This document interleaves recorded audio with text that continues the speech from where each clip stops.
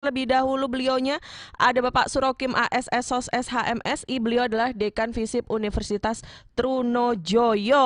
Selamat siang. Assalamualaikum Pak Rokim. Selamat siang, waalaikumsalam Mbak Eca. Nah, kabarnya baik ya Pak Rokim? Alhamdulillah, sehat. Alhamdulillah. Ini langsung dari sana nih, dari Madura ke sini. Dari Madura langsung ke Oh sini. baik, nanti Eca tagih oleh-olehnya. Kita ngobrol dulu sekarang. Ini BTW Pak Rokim, ini Ya, biasanya kalau saya kedatangan orang yang dikorek-korek profilnya, Eca itu penasaran.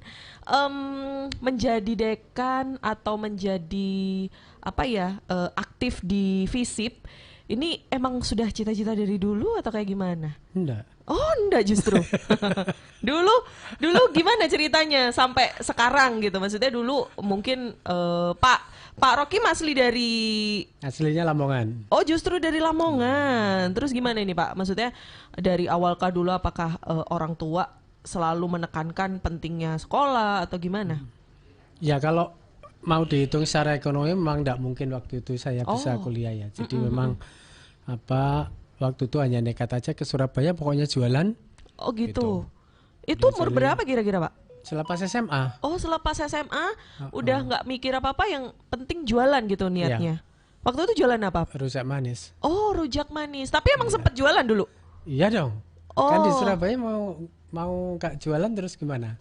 oh, Ya. jadi tapi setelah jualan di ada kepikiran kuliah itu pas Waktu kapan? itu sudah ya, maksud Mm-mm. waktu semester satu itu, jadi Mm-mm-mm. kan biar ndak kos ikut jualan itu, karena Hmm. jualan itu ikut ke apa yang sudah disiapkan kita tinggal Mm-mm. jual gitu. Hmm. Cuman ya karena harus berbagi waktu dengan kuliah, jadi ya kadang-kadang ndak sampai selesai gitu lihat jadwal sudah harus pulang lagi, terus kuliah lagi gitu. Jadi Oh, jadi eh, sangat sibuk ya. Tapi mm, maksudnya sibuk jualan ya, kuliah gitu.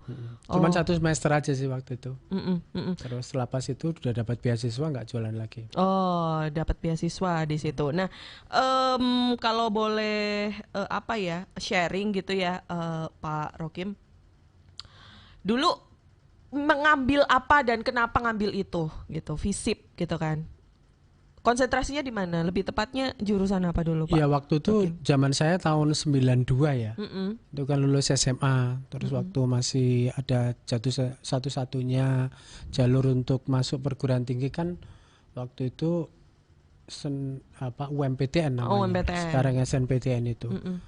Jadi ya sebenarnya saya dulu pengen jadi tentara ya. Oh, Pokoknya yang sekolah-sekolah gratis gitulah dulu itu. yang Tapi ya karena kedinasan apa gitu ya. ya ndak Mm-mm, kesampaian jadinya ya bahwa kan ikut UMPTN aja itu uh-uh. bukan saya yang daftarin tapi Oh teman iya? saya yang daftarin. Oh gitu.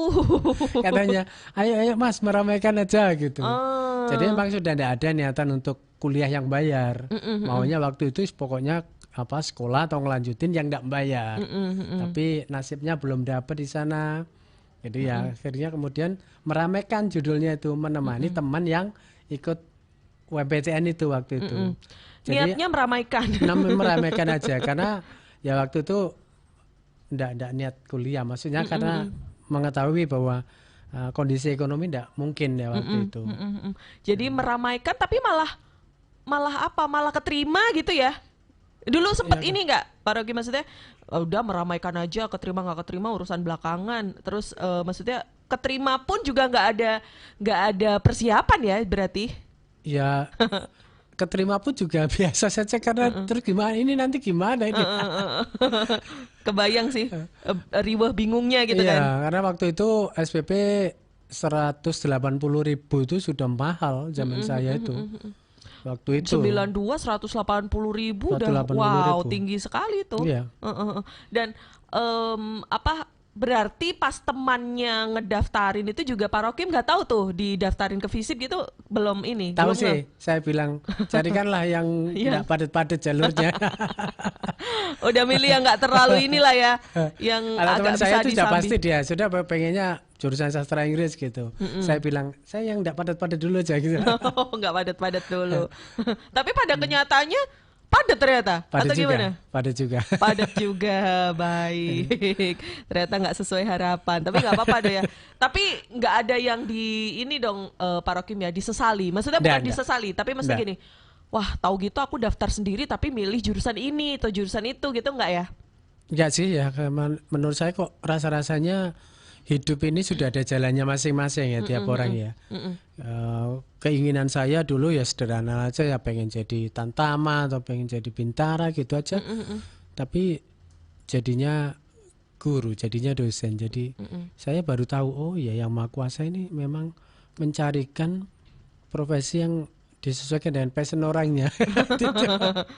Emang saya dulu orang tua memang waktu saya masih kecil ya, ya harapan orang tua itu ya nanti kalau sudah besar jadi guru lah gitu. Bilangnya itu. Oh, memang ada sedikit apa ya, keinginan atau Ekspektasi, kepengenan gitu, ya. harapan. Walaupun mungkin mereka tahu bahwa tidak mungkin saya bisa kuliah gitu, tapi kalau waktu itu si ibu terutama bilang jadi guru loh Le gitu.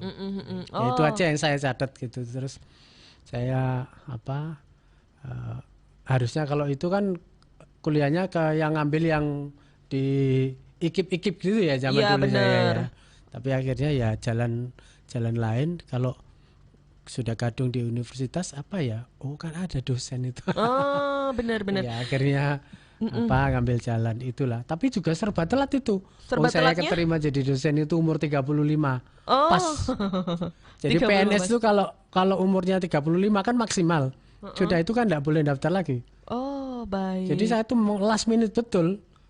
Umurnya 35 baru mendaftar PNS. Mungkin yang daftar juga ini sudah tua kok masih daftar ya. Masih penasaran gitu nggak sih? Ya mungkin karena mungkin sudah lama berkarir di berbagai tempat gitu. Akhirnya justru memberi pengayaan ya untuk diri saya sebagai staf pengajar. Jadi rasa-rasanya ada Asia-Asia juga.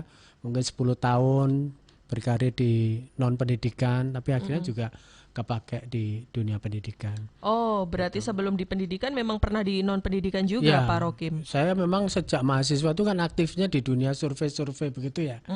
Jadi ikut survei marketing, terutama yang paling sering itu ikut survei marketing. Jadi ya bukan alasan sesungguhnya sih untuk pendapatan ya, untuk biaya kuliah, untuk biaya hidup dan lain-lain gitu. Walaupun kemudian pada akhirnya setelah saya lulus itu kami bikin perusahaan ya industrinya di survei. bidang, Cuman survei kami itu fokusnya di politik. Oh, Mungkin pernah dengar ya Surabaya Survey Center. denger dong, Ya, pernah. itu. Jadi dulu memang latar belakangan kami ya memang di survei ekonomi, survei marketing terutama gitu. Tapi sejak reformasi 98 itu kita melihat ada ceruk baru, peluang mengawal demokrasi Indonesia dan seiring dengan berdirinya teman-teman LSI Jakarta, LSN, begitu akhirnya kami bikin lembaga survei di Surabaya dan itu lembaga survei pertama ya yang ada di Jawa Timur sampai sekarang. Jadi alhamdulillah sudah 15 tahun. Oke. sekarang. Yang menginisiasi Pak Rokim. Saya Pak Muhtar, ya, terutama yang inisiatornya Pak Muhtar. Kebetulan ini sejawat dosen juga di tempat saya. Oh, teman sejawat juga ternyata.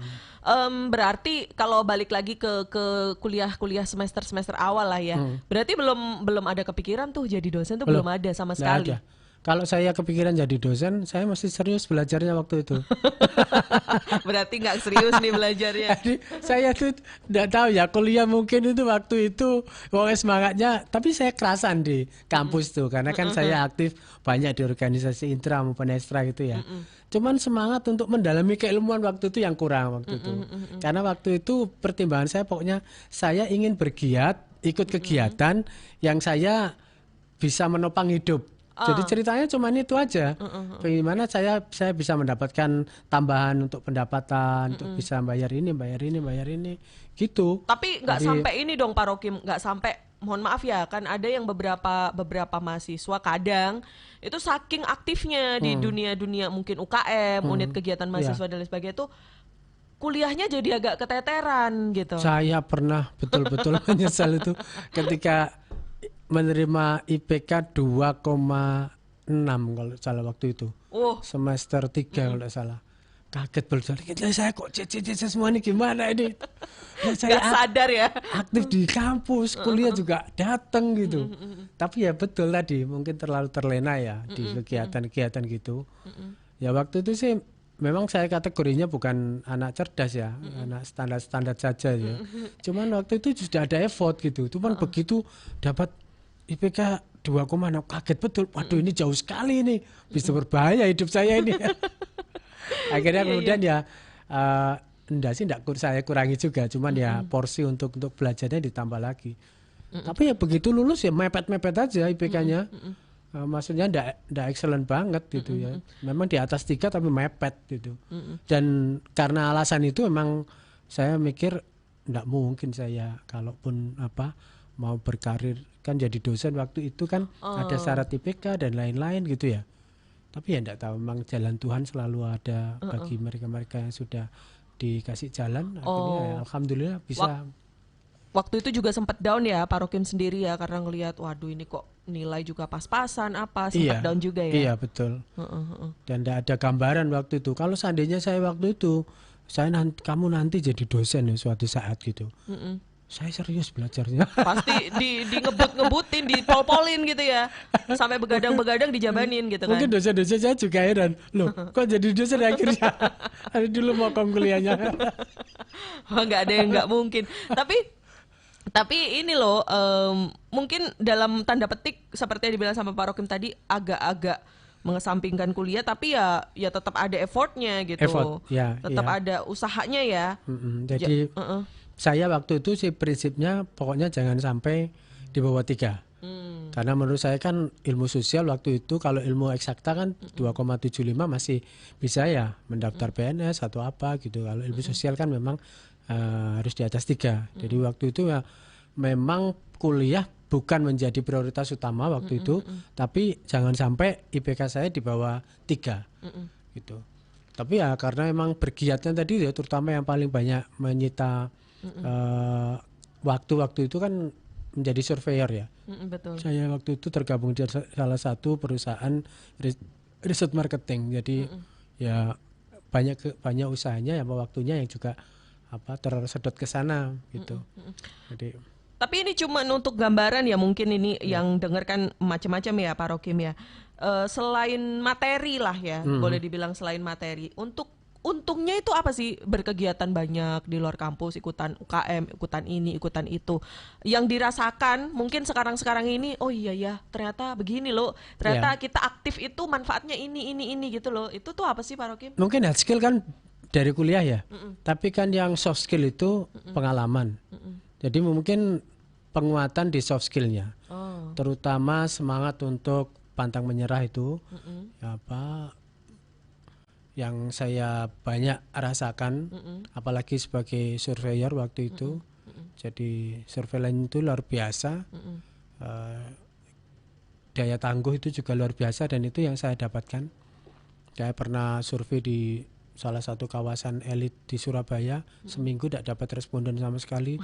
Padahal ditarget hanya waktu 2 minggu. Oh ternyata selepas saya mungkin setelah selesai kuliah saya baru tahu jangan-jangan itu juga yang melatih saya menjadi resiliensinya kuat, daya tangguhnya kuat, tidak malu ketemu orang, berani untuk menyampaikan sesuatu ke orang, memahami. Jadi waktu itu memang jaringan saya tidak tahu ya kenapa kemudian saya jatuh cinta di dunia survei itu ya.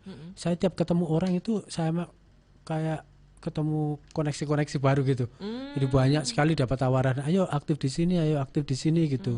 Saya ketemu responden satu orang, dapat informasi, peluang. Jadi memang waktu itu banyak sekali peluang-peluang untuk bisa istilahnya bergabung di mana gitu, melalui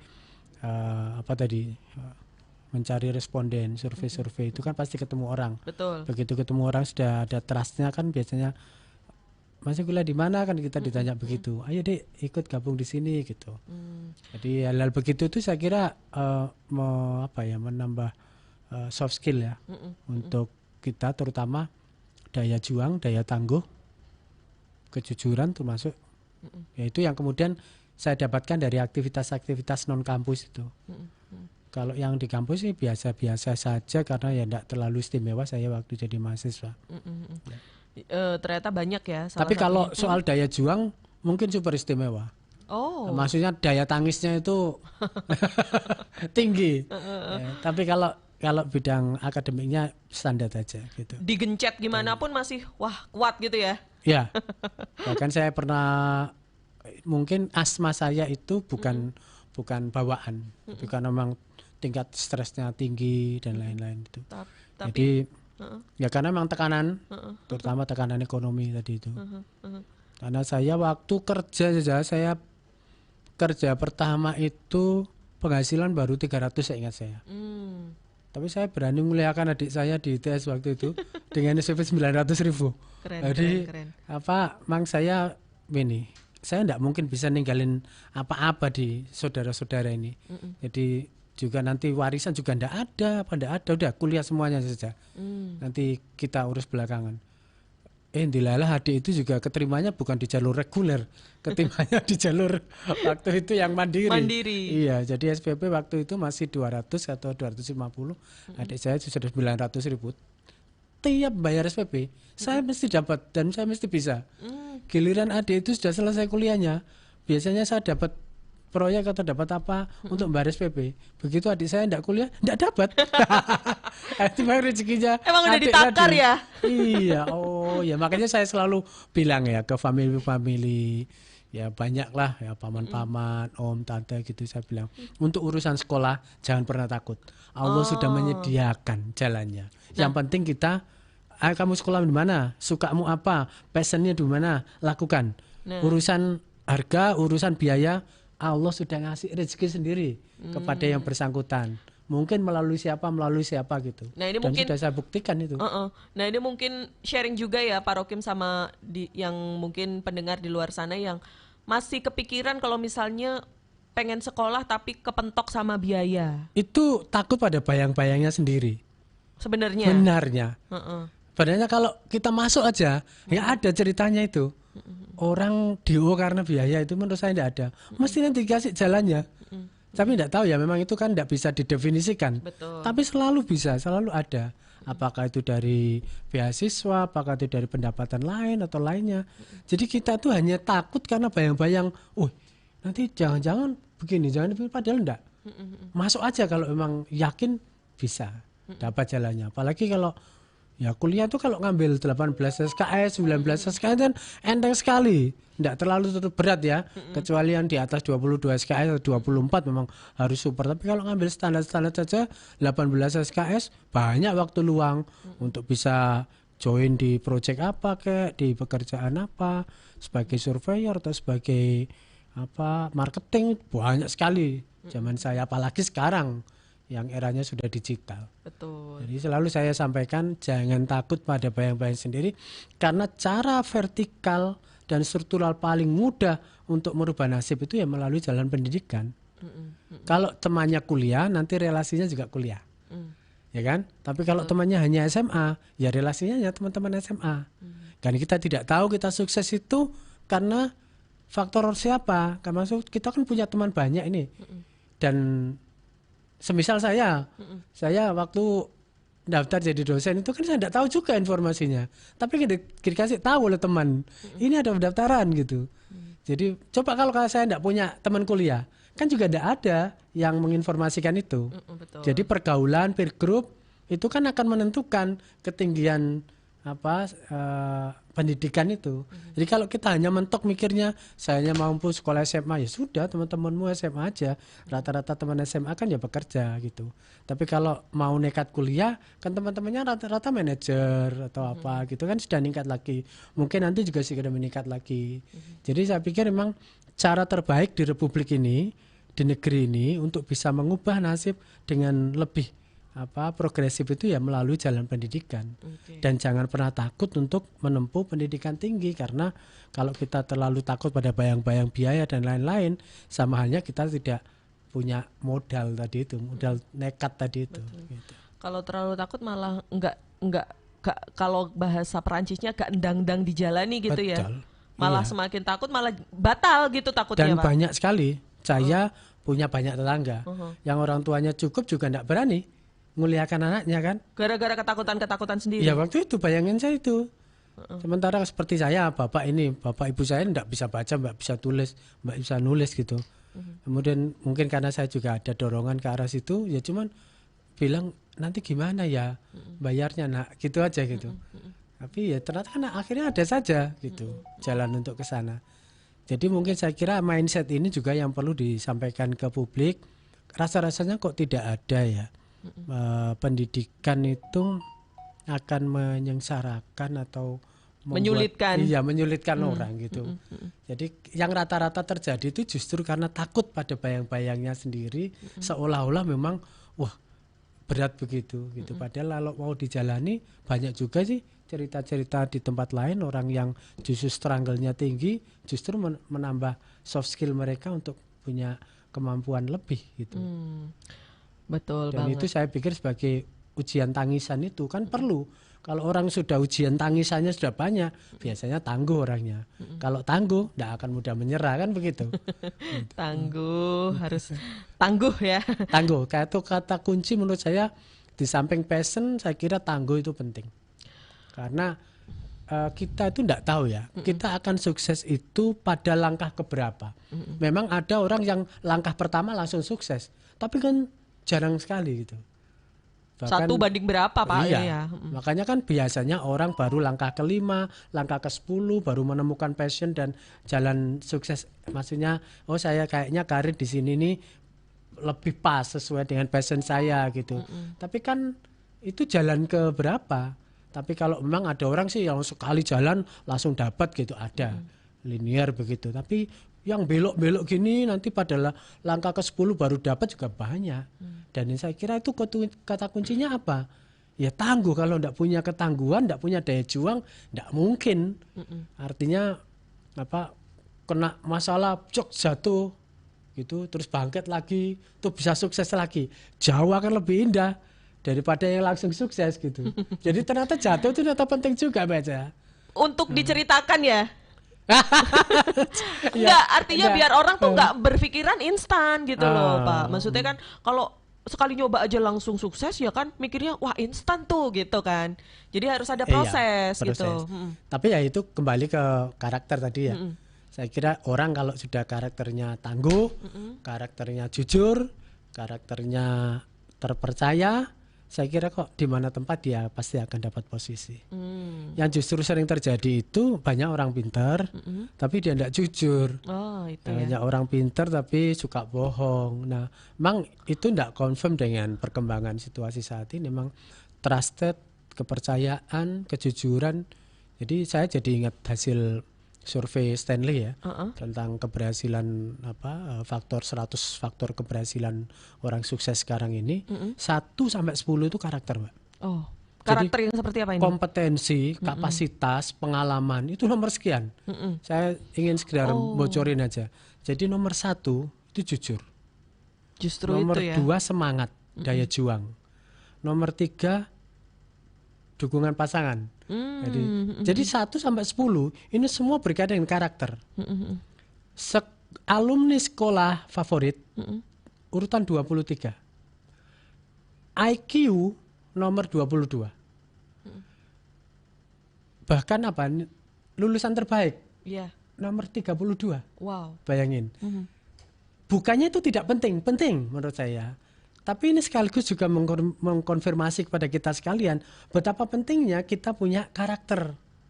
Karena ternyata faktor penentu kesuksesan dan keberhasilan seseorang nomor 1 sampai nomor 10 itu semuanya berkaitan dengan karakter. Nah, kompetensi, kapasitas, lalu kemudian pengalaman, itu faktor penunjang ya? Ya, anggap aja karena itu kan faktor 11 sampai 100. Saya anggap aja sebagai faktor penunjang. Sekolah yang bagus, juara, lalu apa tadi IQ, faktor-faktor coba dicek di hasil surveinya Stanley. Dan itu harusnya memberi penyadaran kepada kita semua bahwa ternyata betul orang tidak harus pinter gitu ya, IQ-nya harus tinggi, enggak. Jadi orang kalau nomor satu tadi merujuk pada hasil survei tadi, ayo ya jujur nomor satu, disiplin, semangat, terpercaya.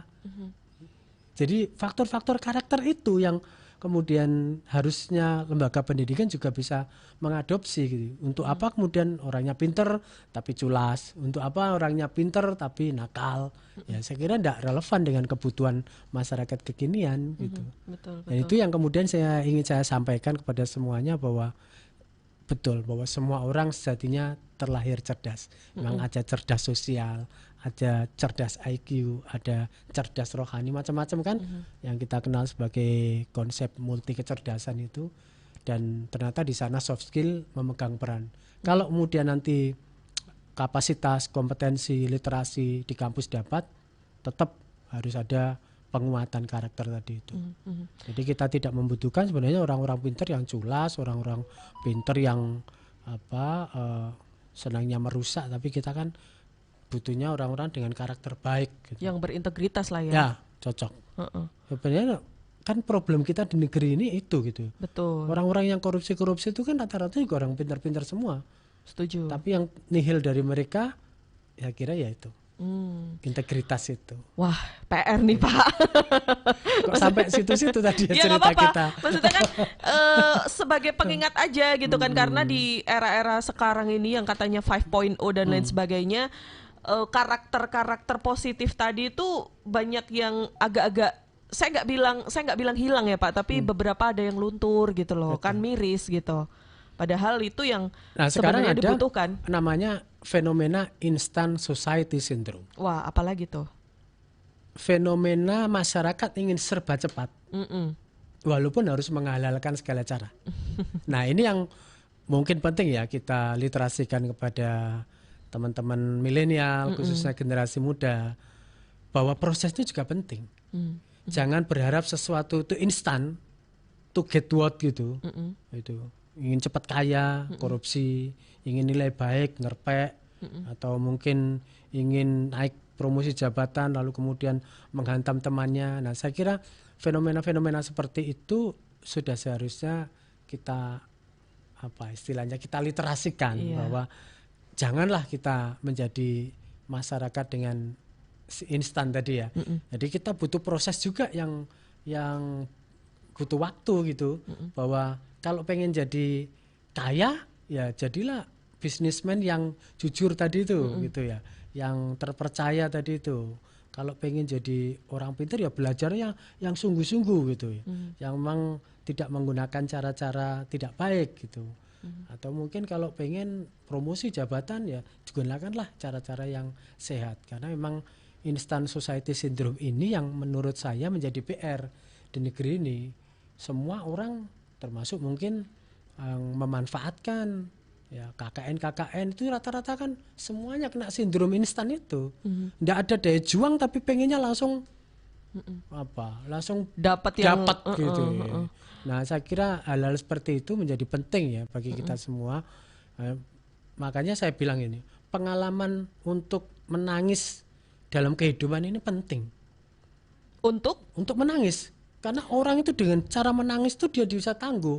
Kalau kalian tidak dapat ujian, tidak dapat kegagalan gitu, ya tidak bisa merasakan nikmatnya kebahagiaan atau kesenangan gitu. Ujuk-ujuk langsung seneng meraih sesuatu dengan mudah, nanti tidak akan ada istilahnya resilient, daya juangnya itu tidak ada. Gitu. Jadi lemah Pak. Tapi gimana ya, susah karena sekarang itu di masyarakat kita itu kayak terbagi dua gitu. Seolah-olah ya, walaupun nggak semuanya. Ada yang susah kebangetan susah. Terus yang satu ini biasa-biasa aja, cenderung ke atas dan akhirnya memanfaatkan privilege yang didapat. Ya, nah, dua-duanya salah menurut saya. Gimana nih? Ya memang pertama kita harus percaya pada diri kita sendiri bahwa kita punya kemampuan, kita punya keyakinan. Di mana ada keyakinan pasti ada jalan. Pasti Yang Maha Kuasa akan menuntun langkah-langkah dengan cara yang penting niat kita baik ya. Jangan sampai niatnya yang tidak baik. Jadi memang start awalnya niatnya harus baik gitu. Berarti kalau gitu harus benar ya Pak niat awal, betul. Jadi orang baik. Kan zaman dulu saya kecil itu kan cita-citanya berguna bagi nusa bangsa agama. Iya Saya benar. kira itu niatnya itu harus benar Baik. ke asal itu dulu. Baru kemudian nanti kita bicara cara, bicara strategi. Dan zaman sekarang memang rasa-rasanya semakin tidak ada tempat mereka-mereka yang menggunakan cara yang tidak baik itu pasti nanti urusannya pasti akan berurusan dengan hukum, itu urusannya akan bertemu dengan para penjahat-penjahat, akhirnya begitu. Makanya saya bilang ya negeri ini tidak kesulitan orang pintar, tapi yang di negeri ini yang masih kurang itu orang jujur. Ya orang pintar dan jujur tadi itu. Ya, atau Kombinasi bahasanya ya. Mbak Eca itu saya setuju. Kita butuh orang-orang yang berintegritas untuk istilahnya mengurai semua permasalahan yang ada sekarang ini. Kita kan juga harus realistis ya. Kita ini 290 juta orang, besar sekali.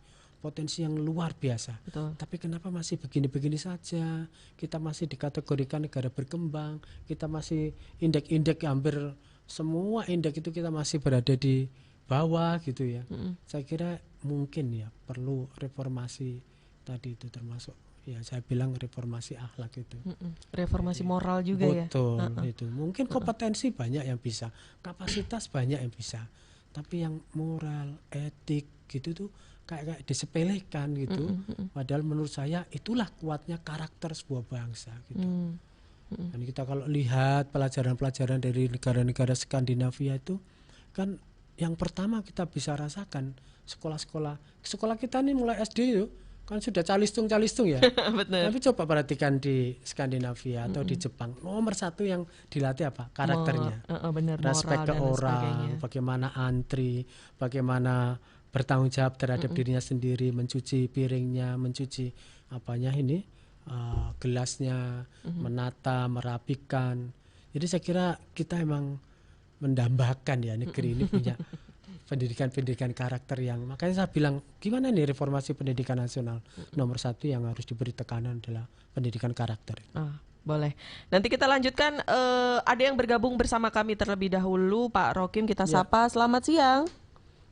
Halo, selamat siang. Baik. Ini dengan Pak Joni Susanto. Oh, Pak Joni. Silakan Pak Joni, mungkin memberikan tanggapan. Pak Rokim. Selamat siang Pak Joni, sehat Pak? Kok menarik sekali ini perbincangannya. Silakan Pak. Saya kan juga sebagai warga negara Indonesia ikut prihatin ya. Iya. Karena negara kita kan image-nya negara religius. Nyatanya murad-marid tidak karu-karuan. Hemat saya, karakter itu prosentasenya besar dari genetik Rokim. Mungkin salah apa betul ya, salah apa enggak ya. Nah, kemudian karakter itu akan tumbuh kembang dengan cukup bagus. Mungkin kalau terproteksi dengan nilai-nilai agama. Nah, yang ada sekarang, ya nun sewu, pejabat-pejabat kita itu karakternya memang kurang bagus. Karena apa? Banyak pelanggaran integritas. Fakta-fakta integritas yang dilanggar.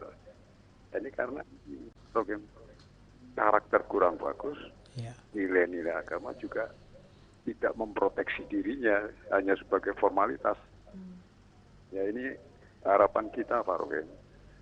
Semoga beliau-beliau ini menyadari Pak Rokim, introspeksi sehingga karakter itu akan menjadi tumbuh kembang membangun negara dengan bagus. Yang penting ada kolaborasi dengan nilai-nilai agama. Ngatan Pak Rokim? Siap. Oke. Matur nuwun. Pak Joni, terima kasih. Nah ini catatan-catatan dari Pak Joni pendidikan karakter. Terus kita itu terkenal religius dan satu lagi tidak cuma religius sebenarnya menurut saya Pak Rokim, ketimuran. Nah religius ketimuran ini kayak ya gitulah. Terus pejabat-pejabat yang dalam tanda petik kurang bisa ngasih contoh kayak gitu. Tanggapannya Pak Rokim silakan. Dulu kan Pak Taufik Ismail atau siapa yang pernah orasi di Taman Marzuki, tapi dulu jangan mengingatkan bahwa kita ini bangsa yang suka berbohong gitu, bangsa yang culas gitu. Dan jika itu dihubungkan dengan faktor budaya, rasa-rasanya mungkin kita perlu revisi ya. Karena faktanya di World Cup kemarin itu kita juga dapat pelajaran yang luar biasa. Jepang itu kan juga masyarakat timur ya, Betul. kalau masuk kategori geopolitik dunia gitu. Mm-mm. Tapi begitu mereka bisa mencontohkan kepada kita sekalian, datang ke stadion, membersihkan sampah, ruang Tertib. ruang gantinya bersih sampai semuanya orang. Begitu dia kalah, respect, memberi hormat pada penonton dan lawan. Saya kira mungkin virtu-virtu seperti itu yang kita hilang. Kita di sini sepak bola mati, bentrok, konflik, kalah, Tawuran. merusak stadion. Itu yang kecil aja kita belum. Belum urusan sampah. Kita dikasih contoh kemarin oleh penonton-penonton Jepang di World Cup Qatar. Bayangkan ya, mereka ke stadion tapi kemudian bisa membersihkan sampah. Lalu kemudian lihat ruang gantinya pemain-pemain Jepang bersih kembali asal sesuai dengan semula. Bagaimana kalah, tidak bisa lolos ke babak berikutnya. Mereka masih hormat dan respect baik pada penonton maupun lawannya. Nah, virtu-virtu begini nih kalau kita dibilang bukannya kita masyarakat timur tidak punya seperti itu. Punya sih menurut saya. Cuman mungkin kita lupa saja gitu. Tentang disiplin, orang juga selalu mengatakan, oh ya orang Eropa lebih disiplin dari kita. Oh jangan salah. Jadi mungkin saja kalau kita juga lihat imigran-imigran kita itu ya, mau di Malaysia maupun di Hong Kong jauh lebih disiplin di sana, gitu kan? Ya memang jangan-jangan memang faktor lingkungan. Mungkin Pak Joni tadi menambahkan ya, jangan-jangan faktor lingkungan kita yang tidak membuat semua ini menjadi tertib. Faktanya kalau kita datang ke Singapura kita juga tidak buang sampah sembarangan kan, kita tidak kencing di sembarang tempat gitu. Tapi kenapa di sini terminal-terminal kita juga masih pesing begitu, masih kumuh begitu. Padahal kalau kita kemudian main aja ke Singapura gitu, ternyata kita bisa tertib di sana. Katanya orang Indonesia daya jualnya rendah. Kata siapa? Justru orang Indonesia yang jadi migran-migran tenaga kerja di luar negeri luar biasa struggle for life-nya. Jadi sebenarnya kita menurut pendapat saya kita semua punya. Ya. Yang tadi itu yang penting karakter itu. Yang ditransformasikan oleh pendidikan itu mestinya ya nilai-nilai itu. Gitu. Jangan-jangan yang juara 1 sampai 3 itu juga tidak dicek tentang kejujurannya. Ya kan? Betul. Jangan-jangan itu juga tidak menjadi penilaian sehingga kemudian kita menghasilkan orang-orang yang memang IQ-nya tinggi tapi integritasnya rendah. Seperti tadi yang disampaikan oleh Pak Joni. Makanya kita menginginkan pendidikan ini bisa memotret anak didik itu secara lebih komprehensif dengan memberi tekanan pada karakter moralitas dia itu. Karena untuk apa kita menghasilkan anak-anak juara-juara tapi kemudian secara mental mereka, dan ini sudah ada di kampus-kampus yang hebat-hebat itu. Betul. Sering itu fenomena bunuh diri. Dan yang bunuh diri itu bukan anak-anak bodoh itu, anak-anak pintar-pintar semua. Tapi kok mereka bunuh diri ya? Nah, kalau mau dihubungkan kemana? Ya kira-kira kan berarti ada masalah dengan karakter, ada masalah dengan mental. Jadi kenapa kita penting ya untuk terus mengeluh-elukan soal pendidikan karakter ini? Karena menurut saya jangan-jangan itu yang belum diurai dan membuat negeri ini tidak segera move on ke sana tadi itu. Masih berkutat dengan yang itu-itu aja. Betul. Gitu ya. Jadi ya menurut saya kita seharusnya lah sudah harus bisa dengan banyak data, baik data survei maupun yang sudah disampaikan di jurnal-jurnal, ya mestinya kita harusnya fokus ya membenahi semua jalan ini dengan ya menjadikan semua anak-anak didik kita itu menjadi anak-anak yang berintegritas. Sehingga nanti kompetensi melengkapi, kapasitas melengkapi, pengalaman melengkapi, literasi melengkapi. Saya kira dengan cara seperti itu kita akan punya harapan Indonesia tidak seperti ini saja, gitu. Karena kita sudah punya modal semuanya. Tentang religiusitas tadi itu, kita kan harus jujur bahwa memang religi kita itu kan masih sering jadi simbol, kan? Belum bisa menjadi tata laku. Kita mestinya harus bisa mendorong religi itu menjadi akhlakul karimah di masyarakat. Kita menggeser dzikir-dzikir kita yang ada di masjid, yang di gereja, yang di vihara, itu diturunkan menjadi tata laku di masyarakat gitu, keinginan kita semua itu, sehingga kemudian tidak sekedar menjadi jargon tapi sudah menjadi tata laku. Dan dengan cara seperti itu orang nanti tidak akan bicara lagi. Faktanya juga kita hidup bersih di Eropa juga faktanya tingkat religiusitasnya juga biasa-biasa saja. Tapi ya itu religiusitas sebenarnya gitu. Mereka lebih mempraktekkan religiusitas ya. Kalau kita mau jujur ya sebenarnya seperti itu kan. Contoh-contoh yang kita lihat seperti tadi di masyarakat Jepang, masyarakat Eropa sebenarnya juga banyak hal-hal yang ideal yang mungkin bisa menjadi retrospeksi bagi kita semua, bahwa kita jangan asal klaim religiusitas saja tapi perilaku kita jauh dari nilai-nilai itu. Justru yang harus kita kampanyekan, yang harus kita dorong gitu itu ya tadi itu bagaimana kita mengenalkan virtu-virtu kemanusiaan. Jadi hablum minannasnya oke, hablum minallahnya juga oke, itu jadi satu paket gitu. Jangan kemudian kan seperti saya Muslim kan, berkali-kali juga Rasul mengatakan kamu tidak saya perintahkan hanya untuk dikir di masjid, tapi kamu juga istikharah sana, kerja sana gitu. Jadi memang harus ada hablum minallah yang baik dan hablum minannas ini yang baik. Dan sudah dicontohkan banyak orang mencintai sesama, mencintai manusia, bagian dari perikemanusiaan kita itu penting. Dan itu yang mungkin hari-hari ini kita masih bicara tentang toleransi, kita hari ini masih mendebatkan politik kebencian, politik identitas. Saya bilang gitu, kalau kita mengenal perikemanusiaan sebenarnya sudah selesai semua.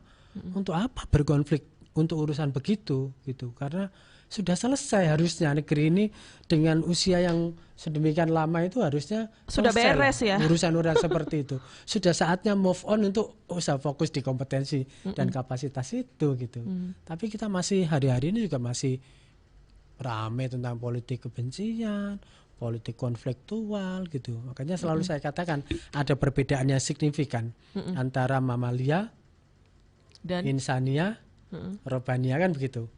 Kita itu masih pada tahapan di mamalia semua. Pengen seneng menyakiti orang lain, pengen kaya, korupsi, itu kan logika-logika mamalia semua, kan? Suka berkonflik, suka bertentangan dengan orang, suka bertempur dengan orang. Kok kenapa tidak segera move on ke insani ini? Respect pada orang lain, menghormati orang lain, memberi ruang untuk penghargaan orang lain. Bahwa kan kita ini tercipta memang sudah berbeda-beda. Betul. Gitu kan? Jadi memang sunatullahnya sudah berbeda. Kalau sunatullahnya sudah berbeda, mestinya respect itu menjadi ikatan utama kita semuanya gitu.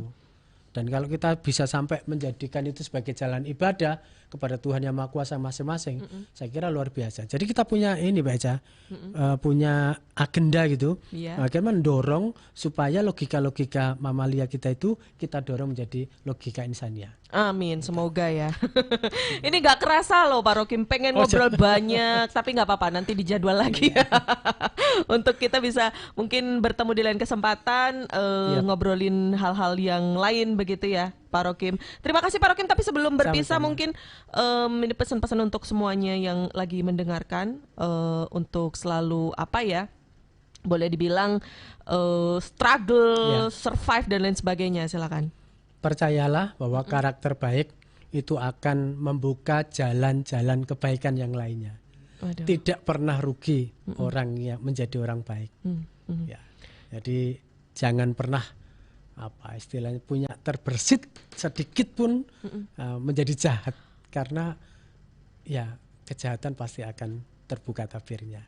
Gitu. Termasuk yang baik pun bisa jadi kalah kita kebaikan itu, tapi nanti akan dibuka tabirnya bahwa kebenaran tidak akan pernah kalah. Makanya kemudian jujur, tangguh, semangat, disiplin, itu menurut saya modal penting untuk kita semuanya. Oke, baik. Jangan lelah untuk berbuat baik ya Pak. Jangan lelah. Oke, baik. Terima kasih Pak Rokim sudah hadir di Pro 1, memberikan inspirasi buat kita semuanya gitu ya. Pendengar Pro 1 sehat semuanya. Amin. Terima kasih sekali lagi Pak Surokim ASSOS SHMSI. Beliau adalah Dekan Visip Universitas Trunojoyo. Semoga bermanfaat untuk Anda semuanya pendengar. Tetap bersama kami di Pro 1 RRI Surabaya.